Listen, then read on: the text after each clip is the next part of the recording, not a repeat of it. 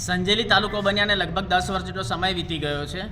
સંજેલી તાલુકામાં જીઈબીનું સબસ્ટેશન બનીને તૈયાર છે, કાર્યરત છે, છતાં પણ ઓફિશિયલી જીઈબીનું સબસ્ટેશન અહીંયા આગળ ચાલુ કરવામાં નથી આવ્યું. સંજેલી તાલુકાની લગભગ 1 લાખ જેટલી જનતા છે, 17,000 જેટલા જીઈબીના કનેક્શન ધારકો છે. હવે આ લોકોને લાઇટ બિલ ભરવા માટે અહીંયાથી 30 કિલોમીટર દૂર જેટલા ઝાલોદ જવું પડે છે. તો આજે અમે સંજેલી તાલુકાના મામલતદાર શ્રી મારફતે MGVCLના મેનેજિંગ ડાયરેક્ટર સાહેબને આવેદનપત્ર આપીને રજૂઆત કરી છે કે તાત્કાલિક ધોરણે જીઈબીનું સબસ્ટેશન સંજેલી તાલુકાની અંદર ચાલુ કરવામાં આવે, જેથી કરીને જે આ જનતાને લાઇટ બિલ ભરવા માટે છે બીજા તાલુકામાં ઝાલોદ સુધી જવું પડે છે એ ન જવું પડે અને જનતા પોતાના તાલુકાની અંદર જ આ લાઇટ બિલ ભરી શકે, સાથે સાથે નવા કનેક્શનો માટે પણ દૂર ન જવું પડે.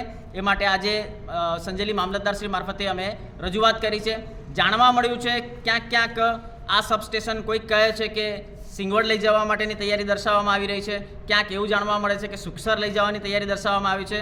અમે આજે આવેદનપત્ર આપીને રજૂઆત કરી છે કે આ જીઈબીનું સબસ્ટેશન ઓલરેડી અહીંયા તૈયાર થઈ ચૂક્યું છે, તો ઓફિશિયલી અહીંયા ઓફિસ તૈયાર કરી અને સંપૂર્ણ કામગીરી અહીંયા કરવામાં આવે અને આ સબસ્ટેશન કોઈપણ પ્રકારે રાજકારણનો ભોગ બનવું ન જોઈએ. સંજેલી તાલુકામાં લગભગ 56 જેટલા ગામડાઓ છે, 1 લાખ જેટલી વસ્તી છે અને 17,000 જેટલા વીજ કનેક્શન ધારકો છે.